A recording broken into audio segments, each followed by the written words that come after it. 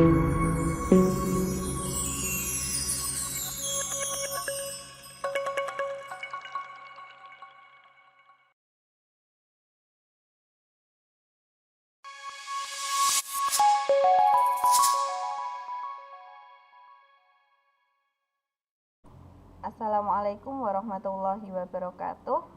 Di video kali ini saya akan menjelaskan tahapan-tahapan apa saja yang ada pada metode ilmiah, dimulai dari observasi sampai dengan publikasi ya. Untuk langkah yang pertama, ketika kita mempunyai permasalahan ya, ada masalah yang ada di objek penelitian kita, di objek biologi kita, maka hal pertama yang akan kita lakukan adalah observasi. Jadi observasi ini adalah mengumpulkan informasi tentang objek penelitian yang akan kita lakukan, gitu ya. Jadi untuk mengumpulkan informasi ini bisa lewat indera kita. Indera kita bisa itu mata, bisa itu tangan kita, dan 5 panca indera ini pasti akan kita lakukan. Nah, sumber dari informasi ini ya, ketika kita mencari informasi-informasi, mencarinya kemana? Jadi bisa dari pengalaman kita ya, pengalaman itu bisa dari kegiatan kita sehari-hari gitu ya, misalnya yang ada di lingkungan kita ya, lingkungan sekitar kita, oh ternyata ini tuh punya permasalahan tersendiri. Lah ini kan bisa dari pengalaman. Kalau misalnya kita itu pasti punya pengalaman, lah ini kalau kita kepo ya, kalau rasa ingin tahu kita ini selalu muncul, pasti akan menghasilkan suatu penelitian gitu ya. Kemudian bisa dari berbagai sumber ilmu pengetahuan, ini bisa dari buku, bisa juga dari jurnal ilmiah, bisa juga dari website dan sebagainya. Nah, ini juga bisa dihasilkan juga dari konsultasi dengan ahli-ahli ini yang kompeten di bidangnya, seperti itu ya. Kemudian dari sumber yang lain adalah dari referensi. Nah, ini yang biasanya kita lakukan ya, ketika kita memiliki permasalahan biologi, kita yang memiliki permasalahan tidak hanya biologi saja ya, di permasalahan lingkungan sekitar yang berhubungan dengan sains, itu biasanya sumber utama kita ya, sumber utama kita ini adalah dari referensi. Referensi ini bisa dari textbook, jadi dari buku ya, buku yang dikeluarkan oleh ahli seperti itu. Kemudian dari jurnal saintifik. Lah ini yang nantinya akan saya kenalkan seperti apa sih jurnal ini, nanti ada di bab riset ya, ada sendiri di mapel riset. Kemudian bisa juga dari newspaper, dari koran, dari majalah ya, dari internet, apalagi sekarang itu internet sangat pesat sekali perkembangannya ya. Jadi misalnya kalian bisa membaca misalnya dari Instagram gitu ya, kan kalian kan juga pasti banyak sekali yang main itu ya, main Instagram itu. Jadi tidak hanya main saja, tapi bukalah yang bermanfaat juga di sana gitulah. Misalnya ada berita gitu ya, ada berita yang menampilkan tentang penemuan-penemuan atau permasalahan ya, misalnya adalah permasalahan ada di sekitar sungai di mana gitu ada pencemaran. Lah itu kalau kita bisa kepo, itu sungainya dicemari oleh apa, kemudian di mana, berapa jaraknya, kalau misalnya ada ada pabrik gitu. Lah pabrik ini tuh menghasilkan limbah berupa apa, terus kira-kira nanti permasalahan yang ditimbulkan nanti apa saja. Lah ini kan kalau kita merasa kepo ya, rasa ingin tahu kita ini muncul, ini pasti nanti bisa kita jadikan suatu penelitian gitu. Nah ini saya beri contoh ya, misalnya ini dari pengalaman pribadi gitu ya, pengalaman sehari-hari kita. Misalnya ada roti gitu yang sudah beberapa hari ya, yang ada di meja makan kalian atau diletakkan di mana gitu. Lah ini muncul jamur ya, bisa dilihat pada gambar yang di layar ini. Jadi si roti ini itu sudah ada jamurnya. Biasanya kan gambarnya seperti ini gitu ya. Lah Dari sini, dari observasi yang ada di lingkungan kita sendiri ini, dari pengalaman ini, maka pasti akan muncul suatu pertanyaan, ya. Kenapa kok roti ini bisa ada jamurnya? Dari mana kira-kira jamur ini? Lah, pasti kalian akan mencari informasi. Lah, mencari informasinya itu bisa berasal dari mana? Dari buku-buku seperti ini, dari konsultasi, dari berbagai sumber pengetahuan dan sebagainya, ya.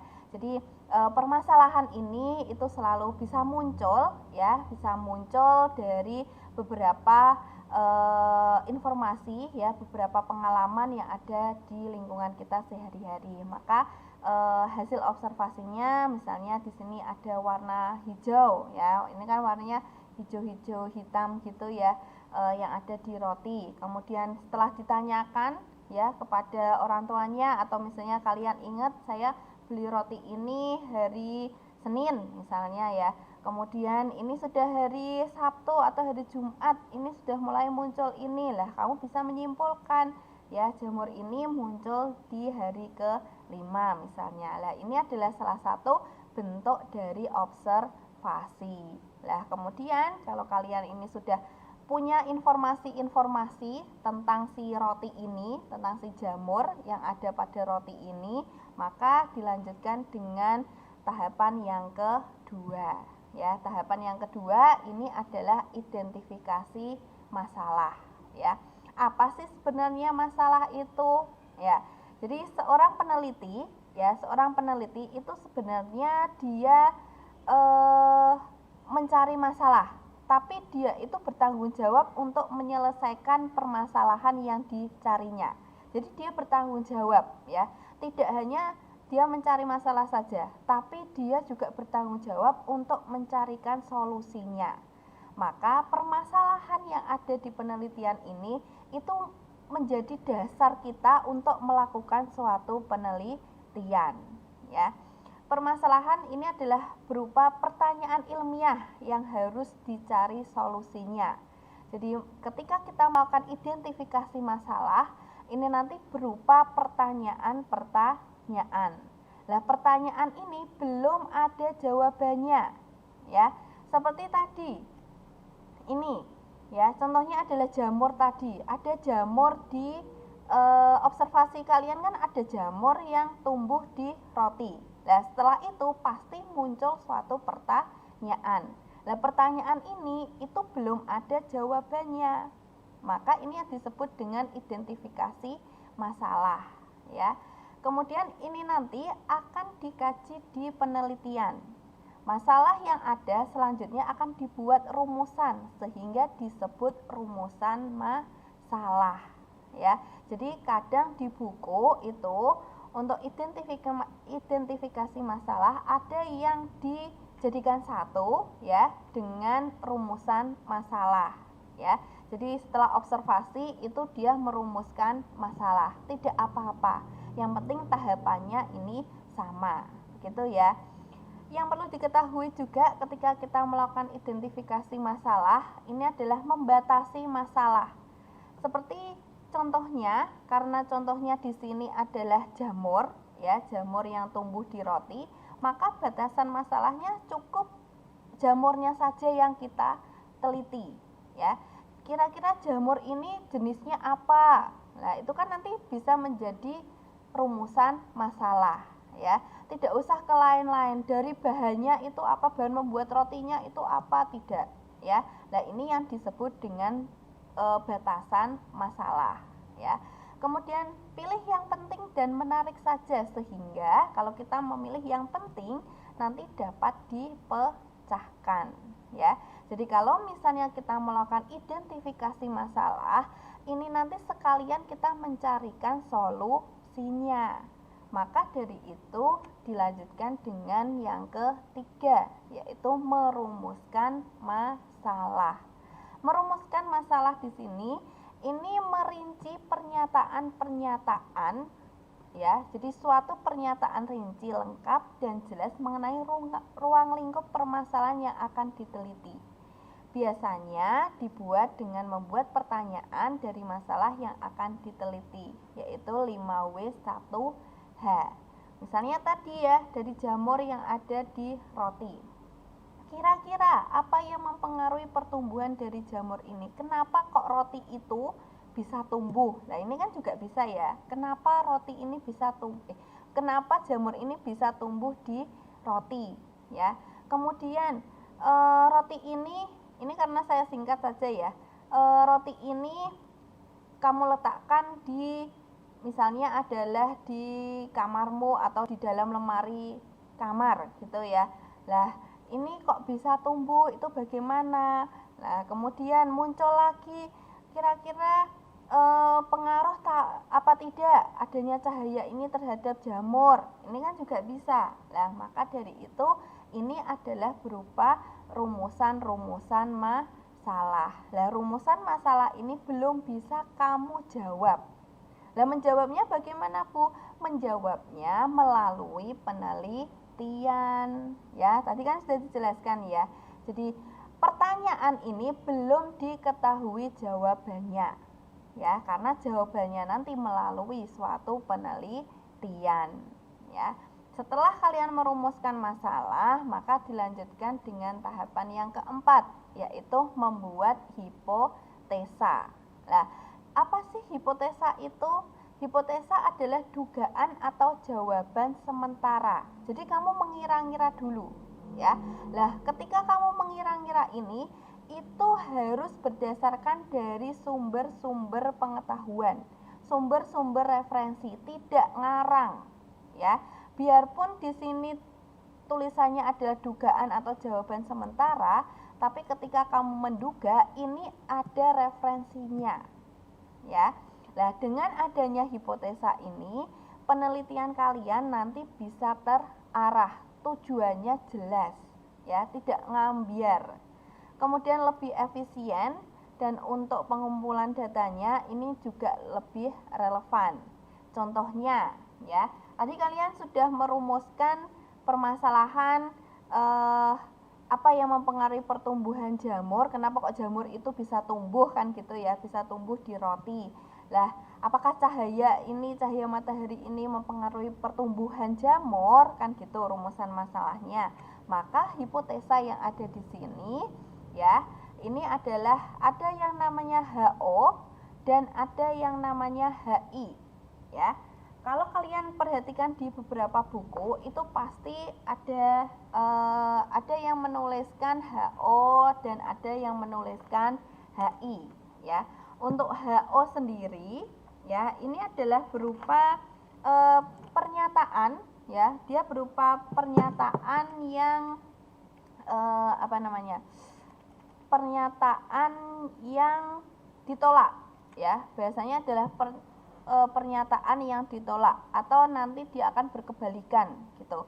Jadi HO ini ya, untuk menuliskan HO di sini dia cahaya tidak mempengaruhi pertumbuhan ya. Kemudian untuk yang HI ya, HI ini biasanya adalah pernyataan yang diterima. Jadi yang menjadi penelitianmu nanti. Nah, HO ya atau H0 ini adalah hipotesa yang menyatakan tidak ada pengaruhnya ya. Maka HO yang ada di sini adalah cahaya tidak mempengaruhi pertumbuhan jamur roti. Sedangkan HI-nya ini dengan nama lain HI yang diterima gitu ya. Ini adalah cahaya mempengaruhi pertumbuhan dari jamur. Maka dari itu kalau kita sudah menuliskan hipotesa yang seperti ini, maka nanti penelitian kita itu lebih jelas. Lah, kalau membuat hipotesa tadi kan saya sudah menyebutkan harus berdasarkan dari sumber-sumbernya, ada sumbernya, tidak ngarang. Maka dasarnya apa? Bahwa tumbuhan yang berklorofil ini memerlukan cahaya untuk hidup. Ya. Lah, apakah jamur itu termasuk tumbuhan? Kan gitu. Maka jamur ini dia tidak berklorofil. Kalau dia tidak berklorofil, maka kan dia tidak membutuhkan cahaya. Lah, kenapa kok dia bisa hidup? Lah, maka nanti akan dilakukan suatu penelitian. artian. Ya, ini adalah dasarnya bahwa tumbuhan yang berklorofil ini memerlukan cahaya untuk hidup, untuk dia melakukan fotosintesis. Sedangkan jamur ini tidak berklorofil karena warnanya kan putih gitu ya, dia tidak hijau gitu. Maka dia tidak berklorofil.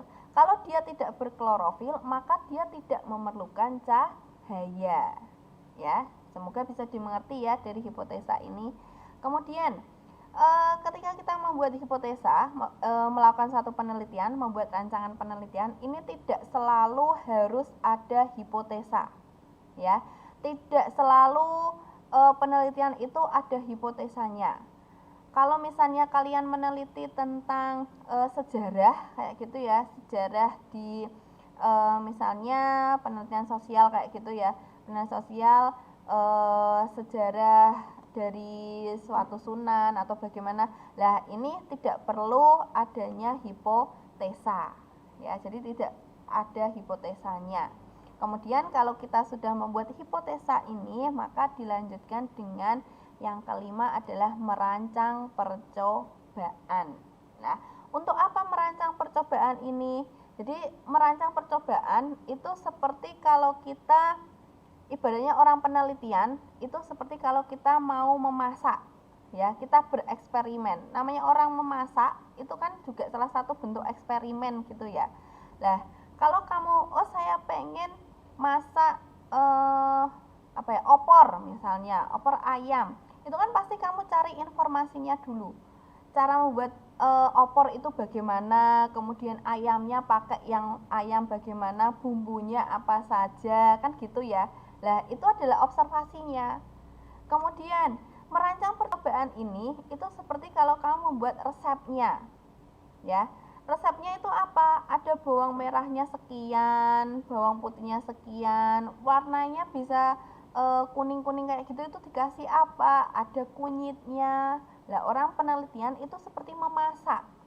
Ya. Jadi di sini nanti kalian akan merancang. Kalau saya mau penelitian, saya mau membuktikan kenapa kok si jamur ini bisa hidup, maka kamu harus menyiapkan, ya. Apa saja yang disiapkan, ya. Jadi merancang suatu percobaan atau eksperimen ini berfungsi untuk mendapatkan data.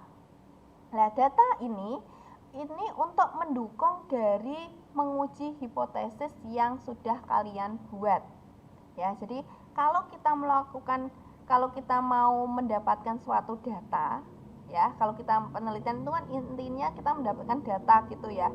Jadi maka kita harus melakukan atau kita merancang suatu percobaannya dulu. Dari apa saja, tempat dan waktunya, ini jelas, ya. Kemudian alat dan bahannya yang kita lakukan itu apa saja. Kemudian cara kerjanya ini bagaimana? Perlakuannya nanti ada apa saja, variabelnya, kemudian pengamatannya, yang kita dapat data itu dari pengamatan. Lah, apa yang harus kita amati, kan gitu. Jadi kalau kita mau memasak, ya, alat dan bahannya sudah kamu siapkan, cara kerjanya, ya, kemudian perlakuannya itu sama dengan apa? Kamu kasih bawangnya berapa, ayamnya berapa, seperti itu ya. Nah, ini harus dijelaskan ya. Nah, eksperimen ini tergantung pada variabel ya. Variabel di sini tadi ada 3 jenis variabel. Yang pertama adalah variabel bebas atau independen. Kemudian ada variabel terikat atau tidak bebas ya. Kemudian ada variabel kontrol. Nah, 3 variabel ini harus ada di penelitian kalian, harus ada ketika kalian merancang percobaan. Variabel bebas ini adalah variabel yang dapat diubah. Jadi ini nanti yang kamu ubah dari suatu penelitianmu sehingga kamu mendapatkan suatu data, ya. Kemudian variabel terikat ini adalah variabel yang kamu teliti, ya. Ini adalah hasilnya, hasil yang kamu inginkan. Berarti nanti di pengamatan ini kamu mendapatkan variabel terikat ini, ya. Karena bisa berubah, makanya disebut dengan variabel bebas. Jadi kamu bebas untuk melakukan pengamatannya kamu butuhnya apa gitu. Kemudian yang ketiga ini adalah variabel kontrol. Variabel yang dipertahankan tetap, jadi dia tidak berubah selama penelitian, harus sama terus dari awal penelitian sampai dengan akhir, ini harus sama. Seperti kalau misalnya penelitian pertumbuhan ya, pertumbuhan tanaman gitu ya, yang dipengaruhi oleh pupuk yang berbeda. Lah, variabel bebasnya apa, Bu? Variabel bebasnya berarti adalah jenis pupuknya, atau kalau misalnya kamu menggunakan jenis pupuk yang berbeda-beda, nah itu kan variabel bebasnya. Kemudian variabel terikatnya berarti apa? Ini adalah variabel yang diteliti. Berarti kalau kamu pertumbuhan, yang diteliti apa? Panjang batangnya, panjang akarnya, jumlah daunnya. Kemudian variabel kontrolnya apa? Variabel kontrolnya berarti yang dia tidak bisa diubah-ubah selama penelitian dari awal sampai akhir. Berarti apa? Tempatnya harus sama di situ. Ya, kelembabannya harus sama. Cahaya mataharinya, kita dapat cahaya mataharinya ini harus sama. Lah, biasanya variabel kontrol di sini itu adalah variabel pendukung. Ya, variabel pendukung yang ada di sekitar tempat kita melakukan penelitian. Ya, lah dari situ maka nanti kita akan bisa mendapatkan suatu data. Ya, ini ada yang perlu diperhatikan. Ya, ini satu variabel bebas dalam satu eksperimen. Ini kalau penelitian yang sederhana. Sebenarnya bisa ada dua variabel bebas ya di satu eksperimen, itu boleh ya. Kemudian kontrol ini harus dipertahankan karena memang ini adalah keadaan di awal sampai di akhir itu harus sama, sehingga nanti hasilnya juga akan maksimal gitu ya. Kemudian terdapat ulangan di setiap perlakuan. Nah, ulangan ini apa, Bu? Ulangan ini nanti berhubungan dengan perlakuan ya. Kemudian catat hasil penelitian ini dengan baik sehingga kamu mendapatkan suatu data ya. Lah, perlakuan itu bagaimana? Maka kita lihat di contoh ini ya. Tadi kan hipotesisnya adalah cahaya tidak mempengaruhi pertumbuhan jamur pada roti. Nah, rancangan yang kamu buat ya, rancangan penelitiannya misalnya waktu penelitian ini akan dilaksanakan bulan Agustus sampai dengan September 2021.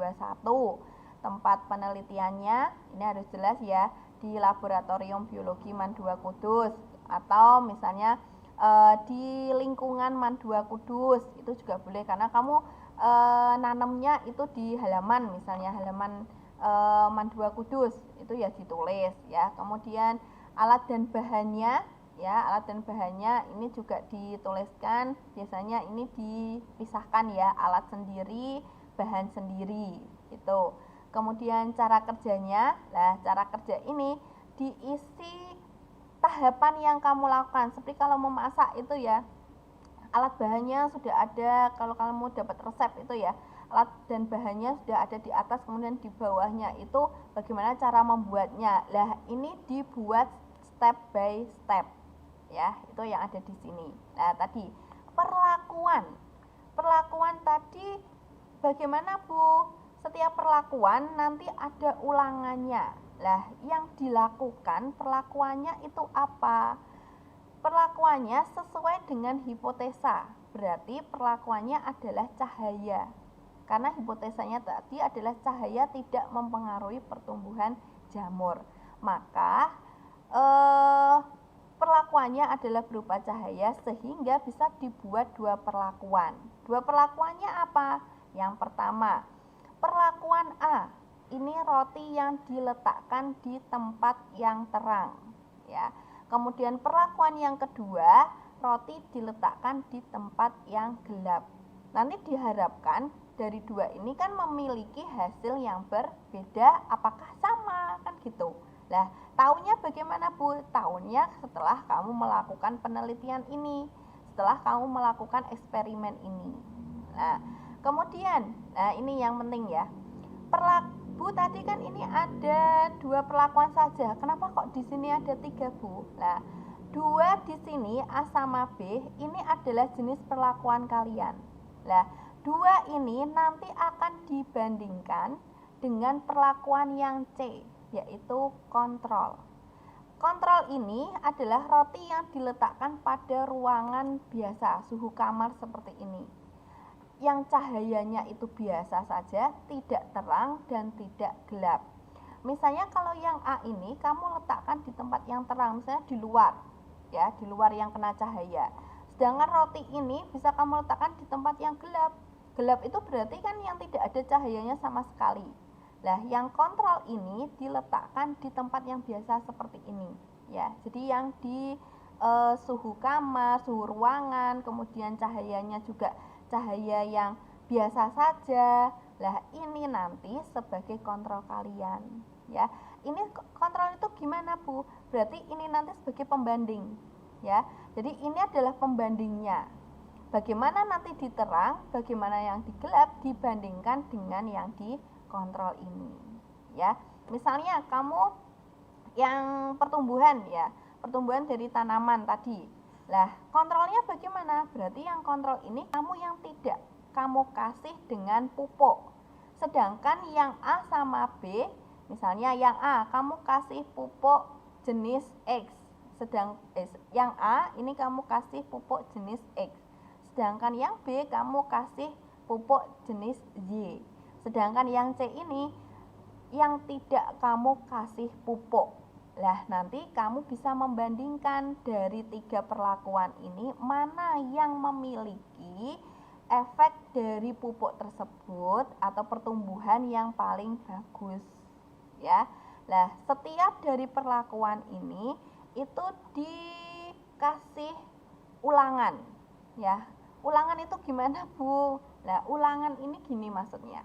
Jadi misalnya perlakuan A, ini ada satu roti. Nah, di sini terdapat 3 ulangan, maka kamu nanti harus menyediakan perlakuan A ini ada 3 roti. Kemudian perlakuan B ada 3 roti. Perlakuan C juga ada 3 roti. Kenapa harus ada ulangan? Gini, misalnya kamu penelitian roti ini hanya ada 1 ulangan saja, rotinya hanya 1, ya. Yang terang ini kamu letakkan di luar, kemudian yang gelap ini kamu letakkan di box kayak gitu, ya. Kemudian yang kontrol ini kamu letakkan di tempat yang seperti ini, yang suhu ruangan seperti ini. Nah, kalau masing-masing hanya 1, kamu kan tidak selalu menunggui roti tersebut, ya. Kamu tinggal tidur dan sebagainya. Tiba-tiba ada tikus, ada kucing yang mengambil rotimu ini. Terus gimana nek wis diambil? Kan hilang. Terus kamu nggak punya data untuk meneliti ini. Maka gunanya ulangan adalah apa? Salah satunya adalah menjaga agar normatif, ya, agar si datamu ini nanti bisa dipertanggungjawabkan. Misalnya tadi ada kucing, ya, ada tikus yang gondol ini tadi rotinya, kan masih ada 2 yang tidak digondol, ya. Tapi kalau hanya 1, maka hilang nanti, sudah kamu nggak punya data lagi. Maka ini adalah gunanya ulangan, gitu ya. Semoga bisa dimengerti dari perlakuan dan ulangan.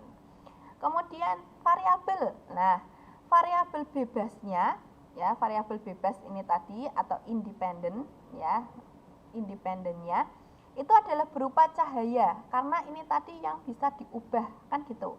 Nah, yang bisa diubah ini berdasarkan dari hipotesis kita, berarti berupa cahaya, ya. Nah, cahaya di sini ada cahaya terang dan ada cahaya gelap, ya. Kemudian variabel tidak bebas atau variabel terikat, ini yang jadi data penelitianmu nanti, yaitu apa? Pertumbuhan jamur, ya. Kemudian variabel kontrolnya ini adalah variabel yang dibuat sama dari awal eksperimen sampai dengan akhir eksperimen. Berupa apa? Suhu, berupa kelembaban, atau ini nanti disamakan, gitu ya. Nah, ini yang dibuat sama, itu adalah variabel kontrolnya. Contohnya kalau di pertumbuhan tadi, Bu, tanaman, Bu. Berarti variabel kontrolnya apa? Tanahnya. Nah, tanahnya kamu ambil yang sama. Kemudian apalagi penyiramannya, kamu buat sama. Kalau tiga perlakuan ini diletakkan di cahaya yang sama, misalnya di di penelitian yang pertumbuhan itu diletakkan di tempat yang sama, kemudian tanahnya juga harus sama kayak gitu. Penyiramannya kalau semuanya disiram pagi dan sore semuanya sama. Nah, ini yang disebut dengan variabel kontrolnya ya. Kemudian rancangan yang terakhir itu adalah pengamatannya. Nah, pengamatannya berupa apa? Berupa pertumbuhan dari jamurnya. Lah, kamu belum bisa mendapatkan ini karena harus melakukan penelitian ya. Kalau misalnya nanti sudah selesai di rancangan penelitian ini, kamu sudah selesai membuat rancangan ini dan sudah disetujui oleh gurunya misalnya, maka akan dilanjutkan di eksperimen. Silahkan kamu lakukan penelitian ini, eksperimen ini sesuai dengan rancangan yang sudah dibuat. Untuk apa kita melakukan eksperimen? Untuk mendapatkan data ya. Kalau misalnya data ini dibutuhkan uji laboratorium, maka nanti akan diuji laboratorium ya. Jadi setelah menyusun rancangan penelitian, maka dilakukan percobaan sesuai dengan cara kerjanya. Penelitian dapat dilakukan di lingkungan sekitar atau di laboratorium. Hasil dari percobaan akan mendapatkan data penelitian. Nah, kalau kalian sudah penelitian, berarti jangkanya 1 bulan, Bu. Nah, setelah 1 bulan, kalian dapat data. Kalau sudah dapat data, diapakan, Bu? Tahapan yang ketujuh adalah menganalisis data. Ya, mengumpulkan data dan analisis data. Data yang diperoleh dari eksperimen ini dapat ditampilkan berupa diagram, bisa batang, garis, lingkaran, kemudian dianalisis statistiknya. Untuk apa? Untuk mengetahui pengaruhnya.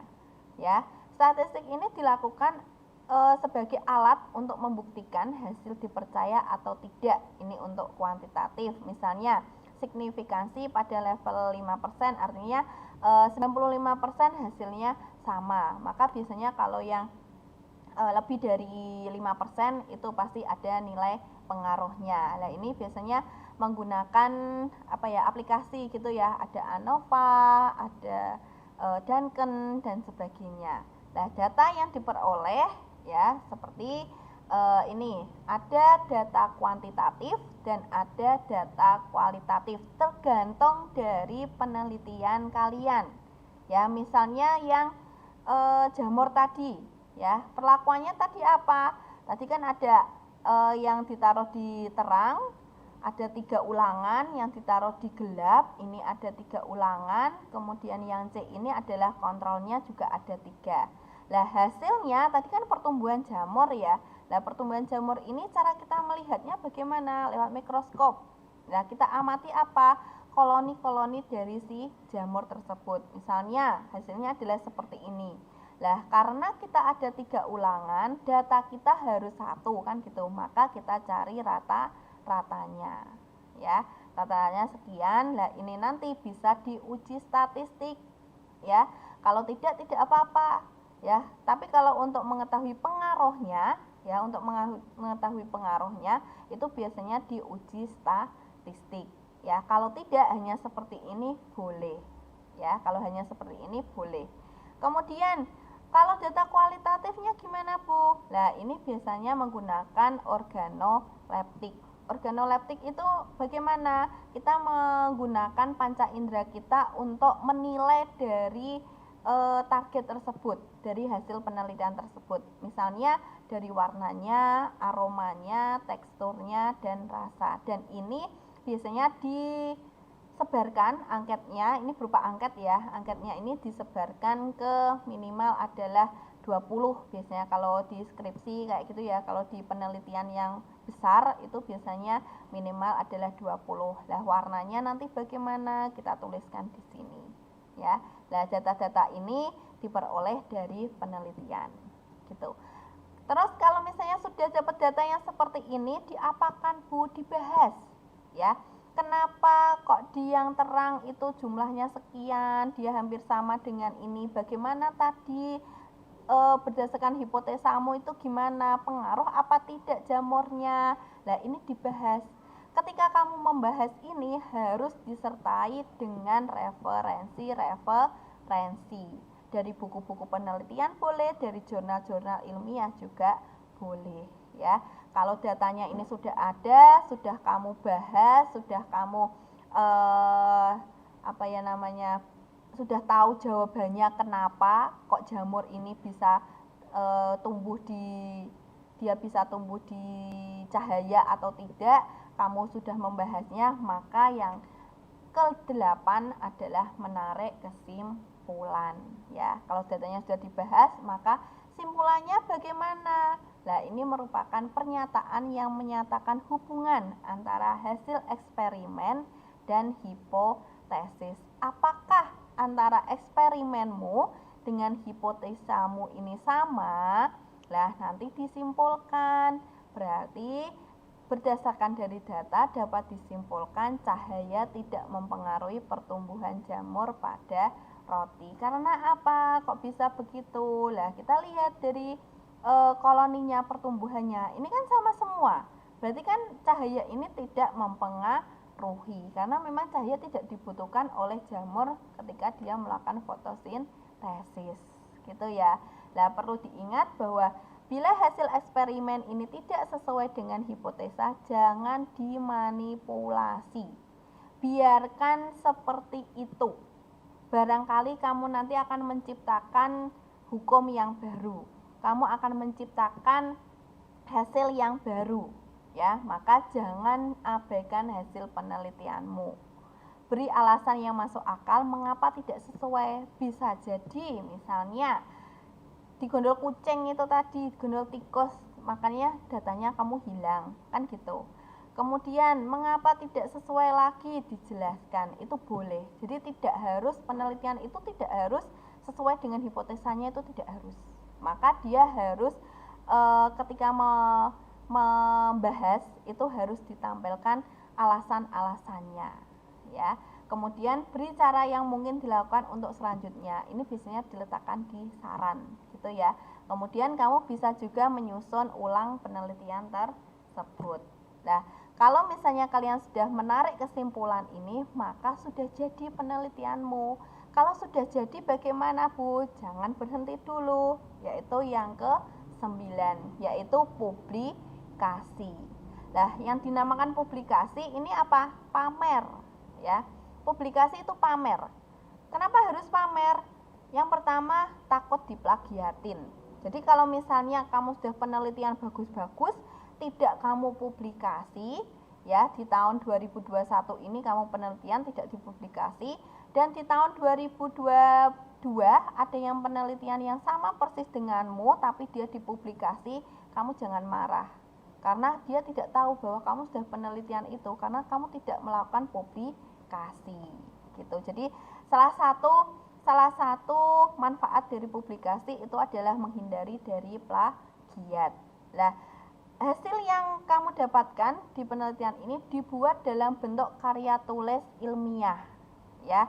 Karya tulis ilmiah ini mulai dari latar belakang sampai dengan simpulan ini dibuat bisa dalam bentuk jurnal penelitian. Kemudian nanti kamu publikasikan di lembaga-lembaga penelitian itu. Nah, selain untuk menghindari plagiat, ini juga bisa memberikan informasi, ya, bisa memberikan manfaat kepada orang lain bahwa ini loh saya sudah melakukan satu penelitian percobaan seperti ini. Nah, ini mungkin bisa nanti dimanfaatkan oleh orang lain. Nah, itu kan suatu berkah juga gitu. Nah, publikasi ini bisa dalam bentuk jurnal ilmiah. Nah, jurnal ilmiah itu seperti apa, Bu? Tadi yang sudah saya bahas di depan gitu ya. Jurnal ilmiah itu yang seperti apa sih? Nah, jurnal ilmiah itu adalah seperti ini. Jadi bentukannya, ya, di awalnya itu seperti ini, ada judulnya, kemudian nama, ya, nama penelitinya, kemudian alamat dari penelitinya dia dari mana, kemudian ada abstrak, dan ke bawah-bawah. Nah, ini nanti bisa kamu cari sebagai pedoman ketika kalian membuat metode ilmiah, kalian membuat suatu penelitian. Biasanya jurnal ilmiah itu dia dalam bentuk PDF ya, jadi tipenya dia tipe PDF. Bu, dari mana kita mendapatkan jurnal ini? Nah, kita mendapatkan jurnal ini bisa dari yang pertama ketik saja di Google itu Elsevier gitu ya. Ini nanti akan muncul, ini adalah situs resmi ya, jurnal ilmiah yang berbahasa Inggris. Jadi seluruh dunia itu bisa kalian jangkau di sini. Lah, masuk kalau ada jurnal yang sudah masuk Elsevier itu berarti sudah gini, sudah bagus sekali ya penelitiannya. Kemudian kalau yang versi Indonesia, kalian bisa buka di Google Cendekia atau Google Scholar, kemudian kamu masukkan kata kuncinya yang kamu inginkan, misalnya enceng gondok. Lah, nanti akan keluar PDF yang penelitiannya adalah tentang enceng gondok. Kemudian kalau misalnya dan lain-lain ini, lah ini bisa kamu buka, misalnya kamu pengen penelitian tentang enceng gondok gitu, lah tulis di Google aja ya, enceng gondok .pdf ya, karena memang jurnal ilmiah itu bisa atau biasanya diuploadnya itu dalam bentuk PDF. Lah, ini yang bisa saya terangkan, saya jelaskan di metode ilmiah. Silahkan kalian membuat ini satu tugas saya ya di metode ilmiah ini. Silahkan kalian membuat metode ilmiah ya, mulai dari tahapan yang pertama ya, mulai dari tahapan yang pertama observasi sampai dengan yang terakhir ini ya. Kalian mencari atau membuat, boleh yang sudah ada itu maksudnya kamu mencarinya dari jurnal ilmiah ya, dari jurnal tadi yang kamu amati ya, kemudian kamu pilah-pilah mana yang merancang percobaannya apa saja, hipotesanya apa saja, hasil penelitiannya itu apa saja, boleh juga kamu membuat sendiri ya, yang penting adalah tahapan dari metode ilmiah ini kalian tuliskan gitu ya. Semoga tidak sama ya antara satu orang dengan yang lainnya, ini tidak sama gitu. Jadi nanti ada variasi contoh-contoh yang berbeda gitu ya. Silahkan nanti dikerjakan ya, nanti untuk pengumpulannya nanti saya informasikan lebih lanjut begitu ya. Terima kasih, saya akhiri. Wassalamualaikum warahmatullahi wabarakatuh.